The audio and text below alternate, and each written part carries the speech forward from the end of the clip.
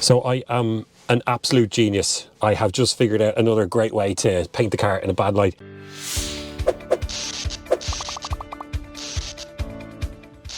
Every time I put up a range test in an EV, I get comments straight away saying that EVs are useless. Or what if you get home and you have an emergency, you need to go back again? What about try that in winter, try that with a car that's fully loaded? And it got me thinking, what if I did rig these tests to make EVs look bad? How would I go about that? What would I do? And would I be able to show just how crappy these EVs really are? I had the Tesla Model 3, the rear-wheel drive version with the smaller battery, on test this week. It's got a solid real-world range of in and around 400 to 430 kilometers, and I thought that this was just the car for the job. 6:57 a.m. and I'm going to hit the road at 7 a.m. exactly, just to make it a little bit easier for me to track times and stuff like that. So the first leg of the journey that we're doing is we're going from here, my house in Drogheda, up to Derry, as we know. So let's go through what's on the car here so you guys see exactly what I do. And I've got the GoPro out so you can see that, hopefully, even though it's nighttime. Now, you'll notice I'm wearing a t-shirt. I feel cold right now. Come back to that. And it's 11 degrees outside. You can see the time there just before 7. What's the battery on? Because we forgot to charge it, didn't we? Well, it's on 23%, as you can see just there. And if I click on that number, it goes to indicate a range of 97 kilometers. Now, I'm getting cold. I know we're not starting out for a few more minutes, but I'm going to click on the heating here. That's on 18 degrees. No way. Let's be really comfortable. Like 19, 20 is comfortable for me in a t-shirt, but I think we need to put that up to 23 degrees just to be sure that I'm quite comfortable. And do you know what else we do? Yeah, heated steering wheel on. And what about the seats? Do we need heated seats? Yeah. Oh, heated and cooled. Heated. Yeah, 3-stage heated. Let's go max on that as well. So we're really going to burn through the energy of this as much as we can. Now, next up, that, you know, when you're thinking what you can do, tire pressures, I'm not going to deflate the tires on purpose. I think that's just potentially dangerous just to use up at a range, so we won't do that. But you know what? I might just leave the window to get a bit of fresh air while the car is heating up. Leave that window open there. Right, so the journey, we click on trips just there, and that will open up all the different averages that we've been doing recently. Now, I'm keeping trip B as it was, because that's from when I picked up the car first, and I'm getting an average efficiency of 115 watt hours per kilometer, which is just ridiculous. But let's go up to trip A, click on reset, so we know what we've done for the day and complete, and then also we'll be able to see current drives as we do each stage on the way.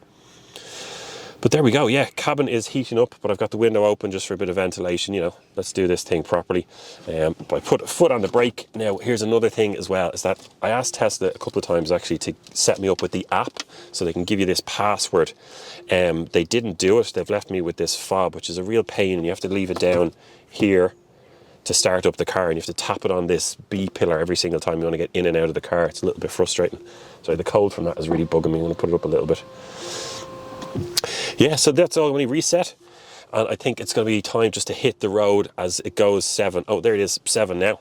What I do want to say is a couple of rules on the way. So we are trying to make this look as bad as we can. You know, we really want to paint this car in a bad light. So some other decisions that I can make is on this trip up to Derry, we could go cross country, which is faster, but we're not going to do that. We're going to take a slightly longer route. Well, it's not slightly longer, it's about 40 kilometers longer to go up through Belfast and then over to Derry.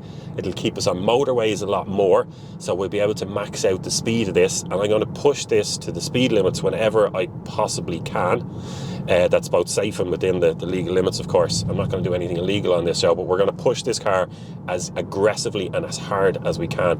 Heavy acceleration out of traffic lights, out of corners, and really make this thing look bad. And we're going to keep that heating on as well as much as we can. It's at the stage now where that's almost uncomfortably warm, but I'm going to leave it up there as high as I can just to really burn through the battery. And another thing that we can do here is, in this car, if we go into the directions, into sat-nav, and if I tell it that I'm going up to Derry, the car will know that it's only on 23%, it can't make it all the way up, and that we have to stop at a supercharger on the way, and it will automatically precondition the battery to make it a little bit warmer, which does two things. One, it gets the battery ready for charging, so there will be faster charging speeds when we get to the fast charger. the second thing then is that it plans out your journey as well. So it'll tell you the time you're going to get there, the battery that you'll arrive on, how long you have to stay for, percentage you'll go up to, all that kind of stuff. And then the other one is when that battery gets a little bit warmer, because this has not been charged overnight, so the battery's cold, probably in and around 12, 13, 15 degrees Celsius maybe, and a warmer battery would be more efficient, and we won't get that either. So yeah, it's looking bad for the Tesla.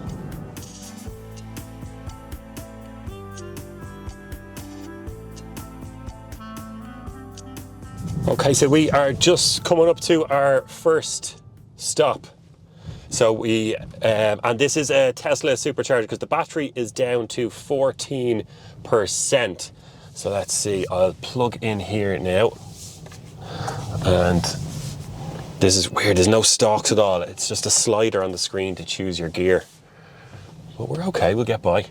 Right into park. Now what I want to do is take out the GoPro here and get recording so you guys can see all this as well. Start recording. Yeah, there we go. So there's a warning here. Yeah, battery low, significantly less. Now all this is coming up because I haven't put it into the sat nav. Normally this would know exactly what you're doing. But let's click on this here. So we've done, do you know, I'm just absolutely roasting here. It's 23 degrees. Let's just leave that window open to cool down. I'll leave the heating on, but we'll have the window open as well. Just cool down a little bit. So 30 kilometers from my house to here, and an average of 159. I don't know. We're trying our best. We're working the car. So it's on 14%. As you can see, the temperature now is up to 13 degrees. And if I click on that 14, you see it's still got an estimated range of 59 kilometers. Right, I'm going to open up the passenger window there as well, just to cool the car back down while I'm out of it. Now let's go and plug in the car and see what happens. So I don't have to turn anything on or off, just get out and go. Right, and these are these the upgraded superchargers? Yeah, let's see. So, no, that's the Type 2 one. There's our, so there's two different connectors just there. We're looking for the CCS one. If we come over here, we press a button on that, which automatically opens up the car. They can talk to each other, and they know, and plug it in. Now, we don't have to do anything at all. I can hear the machine clicking there already. Let's go back into the Tesla and see what's going on. Right. Ooh, that's feeling a bit cold now. The window's open. So let's see. It is, yeah, it's just ramping up the charging just there. Is that coming out on the screen? Let's see if we click on it, does it open up? Nope. So we can see we're up to 33 kilowatts. Oh, 47, 58. And you can see here just below it that it's charging at a rate of 417 kilometers for each hour that we're plugged in. But we're not. We're going to stay here for as little time as we can. Now, it's only gone up to 64 kilowatts. And one of the reasons for that, I reckon, is that the battery is really, really cold. So this car hasn't been charged for a few days. I was just sitting in the driveway last night in 10, 11 degrees Celsius weather. So the battery's really cold. If we had a preconditioned that would have ramped straight up pretty much to the maximum that this car can do. So once again, this is going to look worse because we're going to be here for possibly even double the time that we should have been. So I'm just finished up eating. We're here at the supercharger now for about 30 minutes, and just a couple of things to note as well. Plenty of other cars now, 2 or 3 have just driven off there, but there's a lot of people inside having breakfast, going up to the counter, getting their bacon rashers, sausage and all that kind of stuff, leaving combustion engine cars over there, not charging, not doing anything. So if I was those people and staying for that length of time, this car would be even higher. And also, if you don't have a Tesla, there's still another charger just there, and that's tap to pay as well. You don't need apps. But anyway, let's get back into the car and see how we're getting on. So it's gone just past 30 minutes now we've been here. So I went in, got my snacks, my food, came back out, ate that and finished that up about 5 minutes ago. So it's only now that I've wasted 5 minutes at this charger that I've counteracted that time that I would have spent if I was at a petrol pump. So we can't be leaving at the same time. But let's see how the car is getting on. It is up to 73%. Now it's still pulling 64 kilowatts, and that's a kind of really disappointing rate. Like, this thing can go to nearly 3 times that. So this car would be well done at this stage if we had a precondition to go here. And then another thing to note, if I click on that over here, is that we're paying 46 cents a kilowatt hour. So that's pretty good. Now, the next stage, when I get on the road now in a minute, I'm going to plug the car out. But first what we'll do is just to show you how this works, because now I'm not cheating. So if I go up and I do Derry, where we're going next, it'll give us, so it's calculating the route just here. It knows we have enough battery and that we'll get there on 40%. But look, it's sending us up this way, which is a faster route they're saying, and that is 167 kilometers. But we are on purpose going to choose this one, which is only 1 minute slower, but uses an extra, God, what's that, about 30 kilometers or thereabouts, 160 bar, yeah, even more. So we're going to go that way on purpose because it'll be a faster road all the way on main motorways to use more energy, and also it's a longer distance, so we'll really, really use up energy. And my excuse for that is that I like cruise control, and I don't want to have to make decisions that affect my life that will make the car more efficient. I just want to drive the way I would, and so I'm going to go through Belfast as a reason. So we come around here. The handle, oh, you have to press it to release it. Yeah, there we go. Put that back in the holster, and that just closes automatically on its own. And now we come back into the car. So yeah, look, we've got the directions in here, 2 hours and 6. I'll leave that window open now.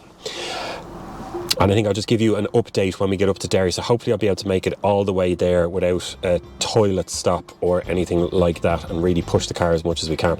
We'll give you an update when we arrive there.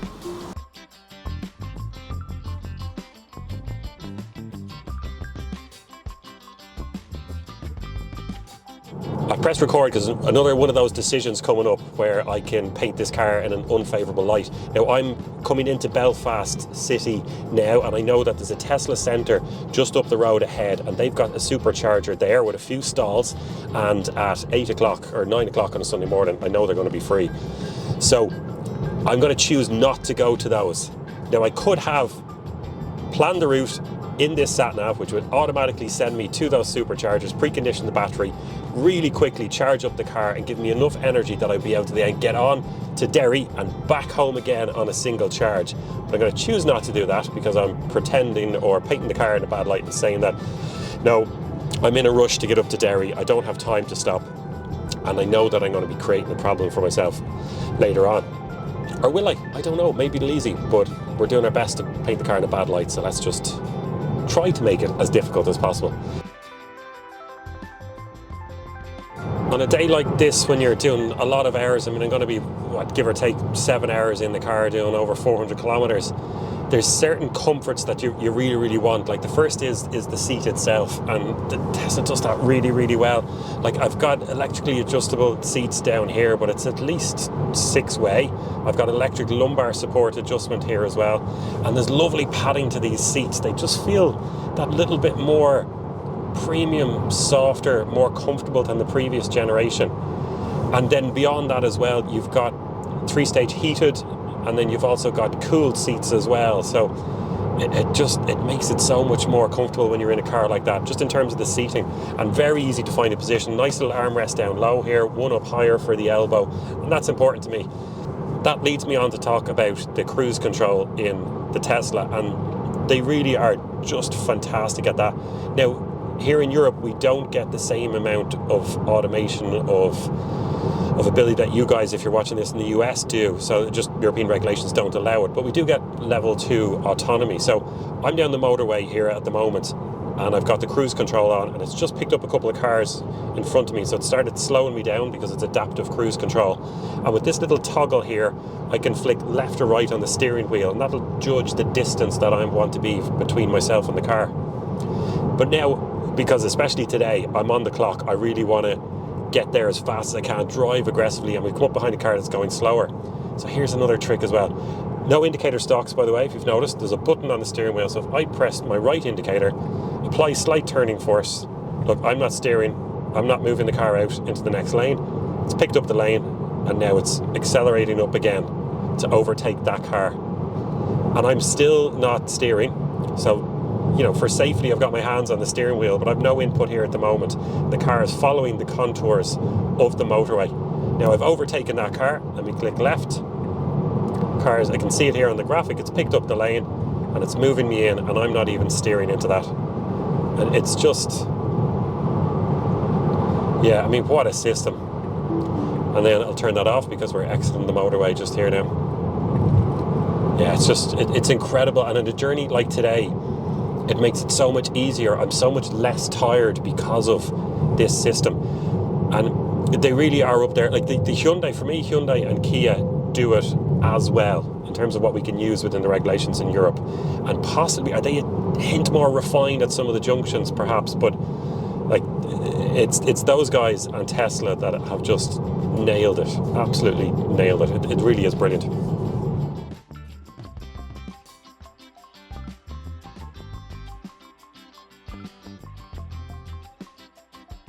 So we just pulled in here in Derry. We are a couple of hundred metres from the town centre. Just as we came into town from this direction here, pulled over, I just saw a big garage. I thought, oh, maybe that's a good place to grab a toilet and stuff.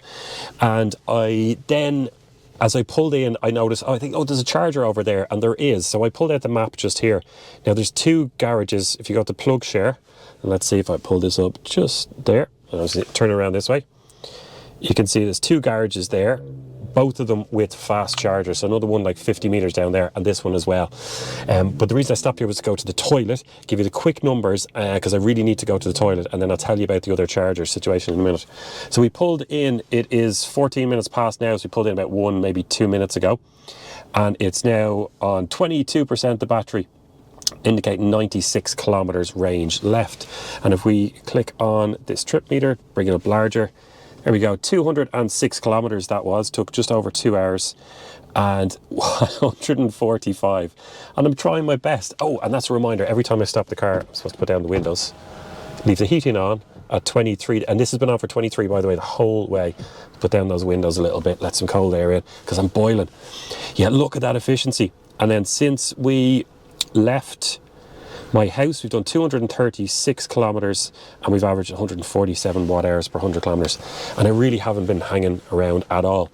And there's another thing that I like about the Tesla. If we click on this button down here, this, when I typed in Derry, from when we plugged in the charger just up there, I typed Derry into the sat nav, and it gives you this bar chart of the expected range. Now, we were slightly down on what it expected us to do, but that's because I had the heating up so much. I was really pushing the car. You can see that. Yeah, all the different driving climate, you know, what it used. It's just, it goes on. And you can go over here to consumption. You can see your average consumption over the last 50 kilometres, 25, 10. That'll give you projected range. You can see the green bits there. That's as we came down a hill, then go back up a hill. And then as we came back down the hill here into Derry, you can see that it's the green bit is where you're actually putting energy into the battery. But look, that's enough about the car. I need to go to the toilet because I'm probably rambling on because I need to go. So I'm going to do that, and then we give you an update before we hit the road on the next bit. But just gone 10:15 now. So I'm back into the car now after being in the shop there. I got myself a little snack. So I hardly ever get these things anymore. I love them. Found a pack of those. So it took me about kind of 8 or 9 minutes by the time I went into the shop. Did a wee, then picked out a bit of a snack, went up, paid for it, and got back. It was about 8 or 9 minutes, right? Now, I've been sitting here in the car for another 5 minutes as well, just eating those, going, right, what am I going to say next? So there's two parts to this. One is how this has gone while parked here and what could have happened, and then the other one's just about the journey home. So let's start off with how I'm here. So we came in, we drove in here at 14 minutes past, let's say 15 by the time we parked up. So that's 16 minutes that we could have been plugged in to these chargers just here. So let me go over and have a look at those with you, right? So these are BP Pulse, whose reputation struggled a little over the last few years, but they seem to be stepping it up now again. So these are dual units, right? Which means that they've got one CCS connector here and another CCS. So it's only one unit itself, but there's two charging points with a bay there to the left and a bay to the right. Now this one, if you look down here as well, lithium-ion batteries contained in equipment. So that serves as a little buffer to boost the electricity. Even if there isn't enough power coming on site, they can charge up the batteries, dump that in, and then recharge the batteries afterwards. But another thing is that we've got tap to pay just here as well. But look, it's not only, and there you can see the screen there starts, so 150 kilowatts of power on each side, which is pretty much the maximum that the Model 3 can take, maybe just a little bit less. But over my shoulder, there's another dual unit there as well. So here's 4 units all available. And in that 15 minutes, if we plugged in there, now, another thing that we could have done if we knew about this, which I would always do, is that I would put it into the sat-nav of the car itself. And what that would do is heat up the battery so that it's ready to go. And that 22%, after 15, 20 minutes that we've been here having the snack and going inside, I mean, you're talking about getting up to, I don't know, 60, 70, maybe 80%, and once again been able to make it all the way back home, no problem. But that leads me on to the next thing. I am not going to charge here. I'm going to play dumb on this. If I was doing one of these range tests and I was a little bit sneaky, I wouldn't have shown you all those chargers just there. I would have said, oh, we're going to the other side of the river. And then I would make the point that there's only 2 or 3 chargers in Derry, and that's not enough. And sure, they could all be blocked or full or broken when you get there, which is obviously not the case. But that's what we're going with. We're going to say that. So I'm going to hit the road back towards my home. Now, let me bring it up here. There's 2 different ways we can do this, right? One is if I turn this around and let's just type in here Boyne Valley Hotel, because that's close enough to my house. Now the car knows that we don't have enough battery to get there, so let's see what it does. Oh, this is interesting. So it's trying to send us to the nearest supercharger, but it even admits that we would be on minus 12%, so we don't have enough charge to get to that one either. So we can cancel that whole thing because that's useless to us. But then if we go on to navigate, by the way, windows still open, heating still on. Can feel it coming out there at 23 degrees. Anyway, let's go to charging. So these are all chargers that are close by. Now I know that there's a lovely one just there in Monaghan, which is like 200 kilowatt speed. Is it up there somewhere? ESB, no, I don't see it just there. Anyway, I know that we've enough to get to that. But there's another one in Staban. You can see all the different chargers that are around. So you could just click on that one there and say, there we go, 50 kilowatt connector, and navigate to it, and it will precondition the battery. But we're not even going to do that. We're just going to hit the road, see how the car is going on. At some stage, then I'm going to pretend to panic and go, oh, I hate EVs. And at that stage, we'll decide on what to do by charging up the car. But look, let me just bring up Google Maps here on my phone before we go. Type in my house, because this will not consider charging or anything like that. And that'll give us a better estimate of what we have left. So, yeah, here we go. To the Boyne Valley Hotel is 2 hours and 38 of driving. If I click on directions, we'll see there that it is 118 miles. So that's pretty much, that's 200 kilometers almost exactly, and 2 hours 40. So I think I'll just hit the road now and we'll make this stuff up as we go along.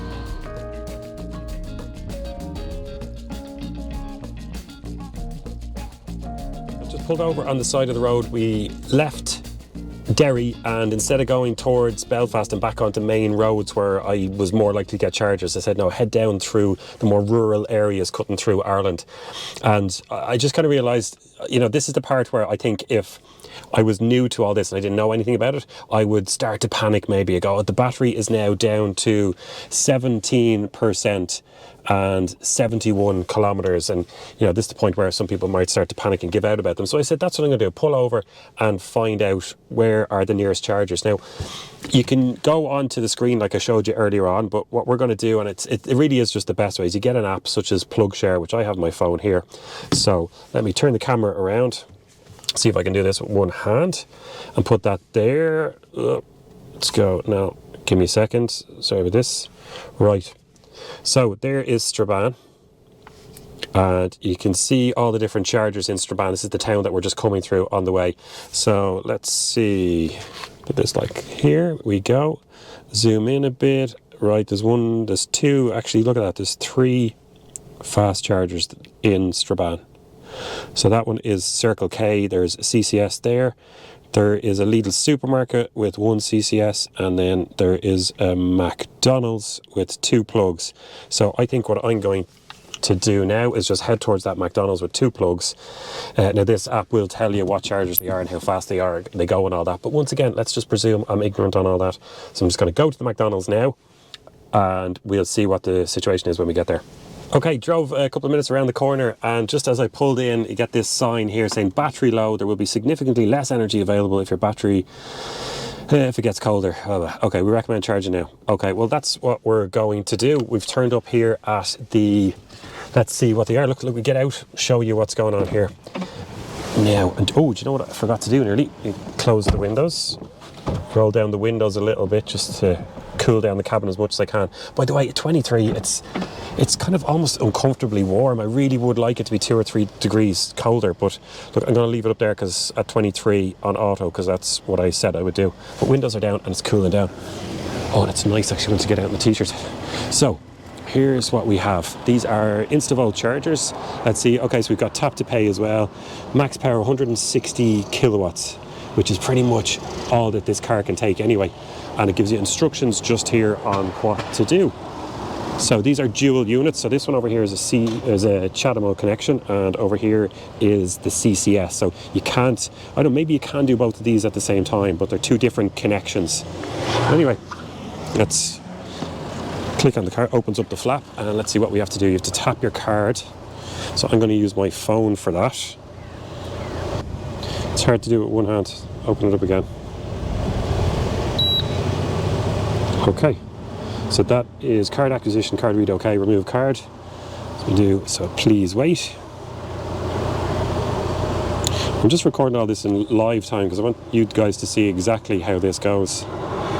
Now, initial authorization, £45. Wow, that's a lot. So now it's taken from your account and reflect the finalised transaction value. Yeah, let's continue. Okay, so it charged my card £45, but it'll then refund me what I don't use. So that's approved. So now press the plug we want, which is CCS. Take the plug out, and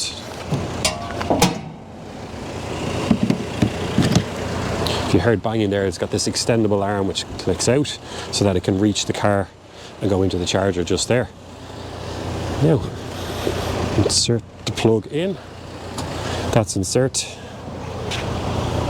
It's doing nothing at the moment. Oh, you can see down here it says connecting. So let's go inside the car and see if there's anything going on in here on the screen. So you can see, oh yeah, look, it's just ramping up now. It's on 35 up to 50 kilowatts. Now we only got 64 earlier on. Oh, look at this, up to 79. Up to 80 already as it ramps up. Now, what's happened there, I think, is because I fast charged it earlier on today, and then we've been driving it, so we've maintained that decent battery temperature. So it looks like it's gone up to 80 kilowatts there. Now, this car could do a lot better than that, so I'm still a little bit disappointed. And once again, we chose not to navigate to this charger. Oh, look, it's ramping up again. 100 kilowatts now. 110. So we are charging at 750 kilometers every hour. By the way, when we got here, we were on 17% with just under, so there would have been 74, 75 kilometers range at that stage.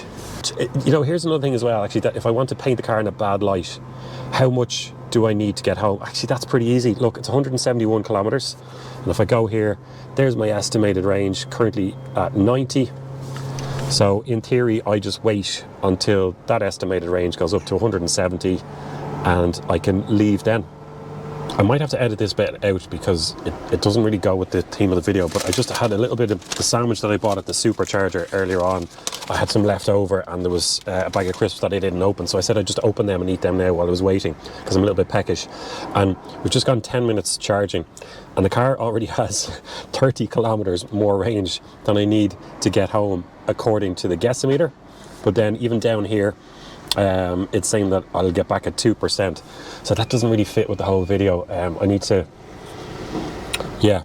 So I hadn't even finished eating my crisps by the time this car was ready to go home. But you know what I'm going to do? I'm going to leave it charging now. Yes, that's what I can do. I can leave it charging now because I'm plugged into, we fully put down the window, into Instavolt just there. And I'm pretty sure that they are really, really expensive. So when I do all the calculations at the end of the video about how much this costs to charge, and if I want to compare it to petrol and diesel, I need this to be as expensive as possible. So I will leave it on charge here for a good bit more so I get home comfortably and I don't have to worry. And then I'll tot up the numbers and it'll be really pricey, and that'll help the video.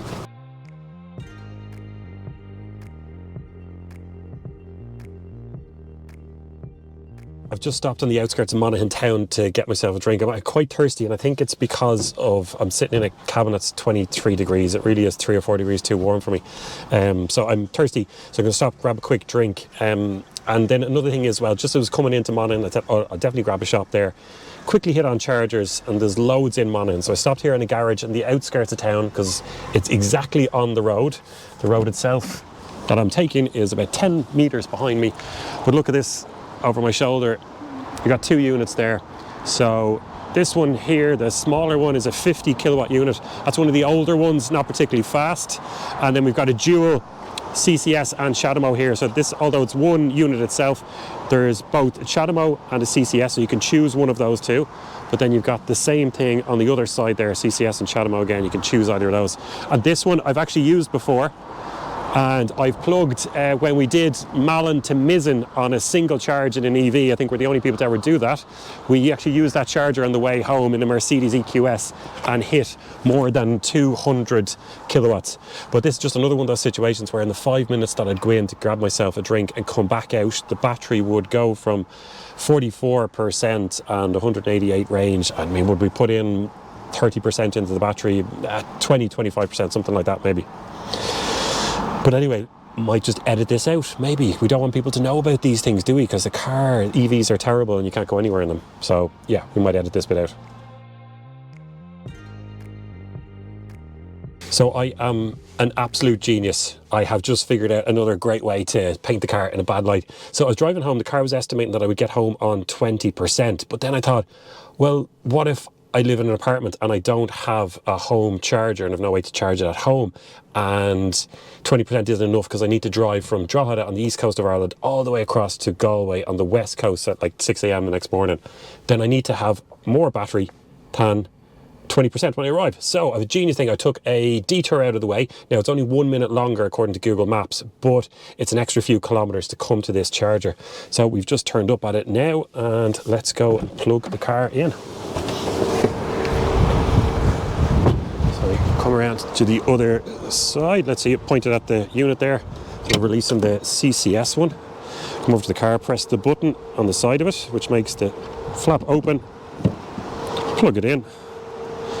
Here we go. I heard the machine clicking just there, but there's no screens on these units, as you can see. So there's no kind of feedback or information off them. Everything is on the screen in the car. So let's go in there now and have a look. Open up the door, and I need to now put down these windows just to let the car properly cool down. Okay, yeah, it's working straight away, and we are ramping up up to 65 kilowatts, 77, there we go, 87, and that's probably going to creep up and up. And yeah, I'm so happy with myself now. So I'm going to leave the car here for as long as it takes to give me enough range to get from this supercharger down to Drogheda to my house and across to Galway again on a single charge. And at that stage, I'll leave. So I'll give you an update when that actually happens. And we've just hit that target now. So it has gone 2 o'clock, as we can see just there, and we plugged in 15 minutes ago. So it took 15 minutes to get from, it was about 25% up to 68. Now the journey from here to my house and to the centre of Galway city is 276 kilometres, and I've given it a little bit extra to go up to 293, which translates 68%, and that'll be 300 by the time I actually take this car off charge now, which is what I'm going to do. A little bit cold.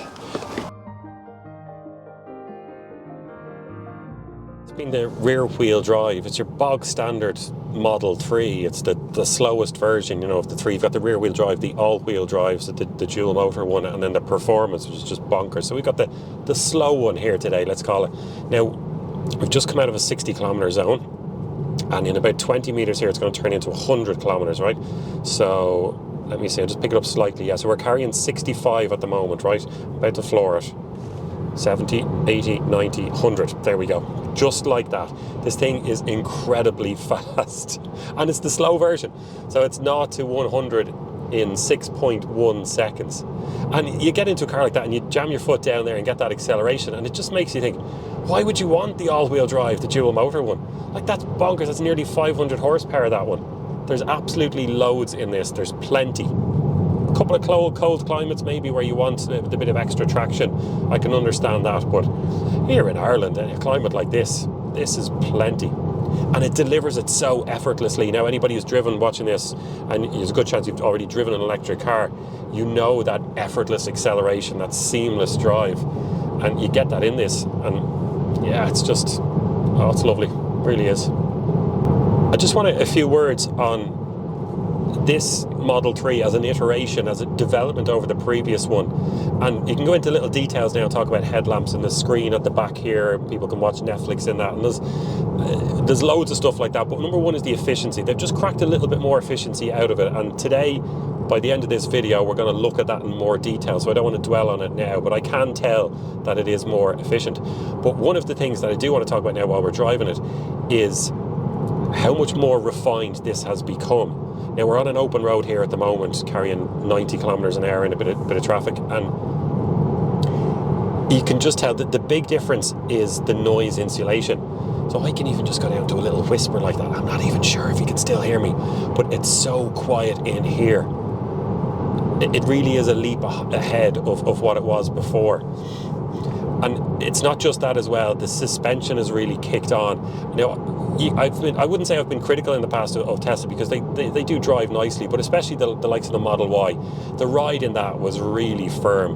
And it was nice when you chucked into a couple of corners, it feels a little bit more planted. But in general, it's just a little bit hard on the posterior, you know. But this one, when you're taking ramps, all those little bumps, imperfections in the road, they really have taken a kick on. You could always tell with the Model 3, it was that, in terms of suspension and comfort, it was that bit behind some of the Koreans, definitely the more luxury German manufacturers. But this has moved it right up that ladder.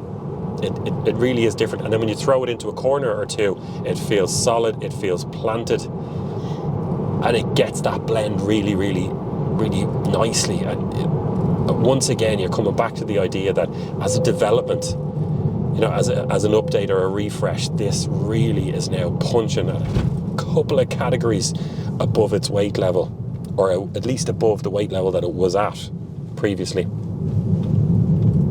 Like a roundabout, just like that.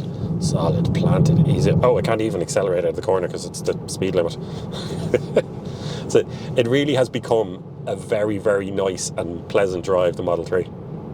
For someone like me, I've got two younger kids, and space is at a premium, and also we're kind of a taller than average family, I suppose. I'm 6'2", and my wife's about 5'8", and my kids are tracking to be over 6 foot. So space for me is kind of important, and that's why I would possibly lean towards the Model Y in general. But now that I've had the car, lived with it for a week again, because I hadn't had a Model 3 for close to a year, is that there is enough space in this. So a friend called over yesterday.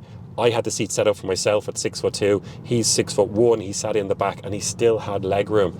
So there's no issues there whatsoever. You've got a boot that's, you know, in terms of luggage space, in the car, is close to 600 litres. Like, that is absolutely massive. You've got 88 litres in the front. You've got a good sized boot. And then you've got that false floor with a load of space underneath it where you can throw your charging cables or anything like that. And then even inside here, because you've got that flat floor, the central passenger at the back can easily tuck their feet under what is the elbow rest just here, the centre console. And, you know, I have loads of headlight up to the roof there. I mean, you know, 5 inches kind of thing. So there's, yeah, I just prefer, I would like to avoid an SUV and get a saloon car if I can. But then sometimes you get more space in the likes of the Model Y. But with this, it has bundles of space. Like, I've been reviewed plenty of SUVs, mid-sized, even larger SUVs that have less internal space than this. So yeah, space-wise, you know, in terms of living with it as a family, absolutely fine. I mean, yeah, loads of space. The only thing is the aperture of the boot, as in the size of the opening, is not quite as usable as that tailgate style that you get in a lot of SUVs and crossover SUVs. So, you know, you're getting your golf clubs in, or a really large buggy. Okay, I can kind of understand it then, but I still think you'd get away with it. We pulled into the driveway there a few minutes ago. Now, we got in here at it was like 2:31. Now let's just call it 2:30. But then I dropped the microphone. I had to search for down the side of the seat, and then I started recording in hyperlapse. And I had to reset everything. But I'm actually doing it properly now. So you can see up there on the clock, it's 4:38. But we're here, I mean, a good 5 minutes anyway. Now Let's see how the car gets on. That's the main thing. So we point at the screen there. It's indicating that we've 265 kilometers range left and 61%. So I'm absolutely sure that that would get us to Galway. But let's just look back here and see how the day has gone. So if we click down here on the car symbol, you can bring up trips over there. And look at this. Now, we're not going to look at since last charge and distance. What we want to know about it here is from when we took off this morning at 7 a.m. We've done 431 kilometers, used 63 kilowatt hours of energy, and it's averaged 146 watt hours per 100 kilometers. Like, that is just phenomenal efficiency. I don't know what to say about it. Like, we've had the heating on 23. It's really raining now, so that's why I haven't got the windows open again. But like, we chill down the car at every opportunity when we stopped. We were up at the speed limit straight away, aggressive acceleration when we could, cornering at good speeds. Like, the only way that I could have used more energy today was if I was fully willing to flout the law, as in break speed limits and do dangerous things, and just wasn't willing to do that. So yeah, absolutely brilliant. But look, I'm not going to dwell on it now. I'm going to run some numbers when I'm at home. Well, when I sit down later on, I'm just going to have a good think about today and, you know, come up with some conclusions on that and get back to you with that soon enough. It's time to wrap up the video and just go through some things. Now, I'd love to be doing this outside, walking around, some moving dynamic shots with a bit of re-roll, but it's just been raining non-stop. Last night, after I finished the trip, I got up at 6:30 this morning and it's been raining non-stop. And it's now 10 o'clock, so I'm just going to have to do it from in the car here. I'm sorry about that, so stick with me. I'll kind of rattle through it. There's 3 things I want to do. One is just to summarise the video as we had set out, which is painting the car in a bad light, taking a negative view on things. Then it's just to flip that a little bit and talk about, well, what if we just took, you know, the knowledge that I have now and applied a real world scenario to this. And then the third one's just a quick, you know, few little comments on this car as an iteration of the previous one and how it's leaped on. So got some quick figures here, right? I've done a lot of numbers on the phone, right? Let's go through them now as quickly as we can. 431 kilometer trip using 63 kilowatt hours. Now, let's just talk about the time first, because we set off at 7 a.m. and we got back at 2:30 in the afternoon. So that's 7.5 hours in total to do that trip. Now, if I went onto Google Maps, it says that I would have done it in 5 hours 15. So if we're making this car look bad, we're saying that, look, it took an extra 2 hours 15 minutes to drive because this is an EV. If it was combustion, you would have just done it in one go. And yeah, okay, that's what we're setting out to do, and make it look bad. Then the second part of that is cost, right? Now, let's presume the worst here. Let's include all of the Instavol charging, which was €31.80. And then the balance of the energy that we used to get us up to that 63 kilowatt hours that we used was an extra €14 at the Tesla supercharger. So we're not going to include any home charging or anything like that. And that's a total of €45.75. But how does that compare to your combustion? Let's go something like a Skoda Octavia diesel, one of the more frugal 1.5 litre engines. Let's presume 5 litres per 100 kilometres, 21.55 litres at the cheapest rate that I saw driving around the country was that low 160. So at that price, you're looking at €34.91 compared to the EV, which cost €45.75. So our conclusions there are that it's much cheaper to drive a diesel than it is to drive an electric car. Okay, and also it's so much faster. It would have been 2 hours and 15 minutes faster if we took the diesel. So there's our conclusions, painting the car in a bad light. Let's flip it now though. Let's look the other way, right? Theoretically, talking about time. If I was doing that trip, if I had to go through Belfast, up to Derry and back down home, what I would have done was I would have charged up to 100%. And I would have left. And I wouldn't have driven quite as aggressively. I would have sacrificed about 20 minutes driving along the way, and I would have done that journey on a single charge. And in fact, now that I think about it, and I'm looking here at the computer, at the average of the 730 kilometres I've done since I got the car a week ago, I averaged 134 watt hours per kilometre. And that is exactly what I would have needed to do that big trip yesterday on a single charge. So now that I think about it, I wouldn't have to even gone carefully. I think this car would have done it on a single charge, which would be the same as your combustion engine. And in fact, here's another one for you. If you took off in your diesel on a quarter tank, you wouldn't have made it all the way around anyway. So you would have had to stop for petrol. And I think that the few minutes that this needed, and you're grabbing a little toilet break or a snack inside while this is charging, I think you might have actually beaten the petrol or diesel by a couple of minutes in real world circumstances, both setting off and accepting that you're going to do one stop in each car, I think that this would have beaten the petrol and diesel by a few minutes. There you go. Okay, let's move on then to talk about cost. Now, some providers in Ireland, you can nominate utility providers, electricity providers, you can nominate a day on the weekend where it is free to use all the electricity in your home, be it your dishwasher, your fridge, whatever it is. So you could have theoretically charged up this car to 100% on the Saturday and then set off on the Sunday morning and done the whole trip for free. Now, okay, you pay a little bit extra for your electricity during the week, but let's say you've got a night rate and you're paying, there's a few there at the moment at around 8 cents a kilowatt hour. Full battery charge on this, €4.60. €4.60. That's compared to 45.75 on the fast chargers. Like, and even your petrol or diesel being, you know, kind of like being optimistic about it and saying you would have got away with 34.91. It's 460. What's that? 7 or 8 times cheaper to do it in the EV when you look at it that way. So really, you know, when you start to balance it out and you go, well, like if you didn't set this up to fail, this would have been probably 1 or 2, 3 minutes faster than your petrol or diesel and about 8 or 9 times cheaper. And then you go, well, electric cars are expensive. This costs €38,500. Like the cheapest diesel Volkswagen Golf you can buy at the moment is about 34 grand. Like to get a more than 200 horsepower Octavia, for example, how much is that to get the VRS? You know, once you start comparing like for like, and then the cost of maintenance over time as well, like it's not more expensive. So there we go. There we go. We tried our best to paint it in a bad light and it just didn't work. Car's just too efficient. But as a car, as a vehicle, I'm just blown away by this. You know, I spent a week in it now, 728 kilometers to be exact. And it's just incredible how it's leaped on. I was always a fan of the Model 3. It was efficient. The tech was fantastic. Integration with the app, supercharger network. But this as a vehicle itself, forgetting about all the rest of stuff, has just taken a leap on. The interior is a little bit nicer, a little bit more refined now. Materials are a little bit better. The build quality feels, you know, so much better than the original Teslas going back a good few years ago. It's getting to a good level now. But then the efficiency of the car, but also the noise and sound insulation and comfort therein is just brilliant. Like it's so quiet, so calm. And then the suspension really, I think for me, that's the big one. As I've been driving it around for the week, I've noticed that going over ramps, little bumps and imperfections in the road, it's so much more solid.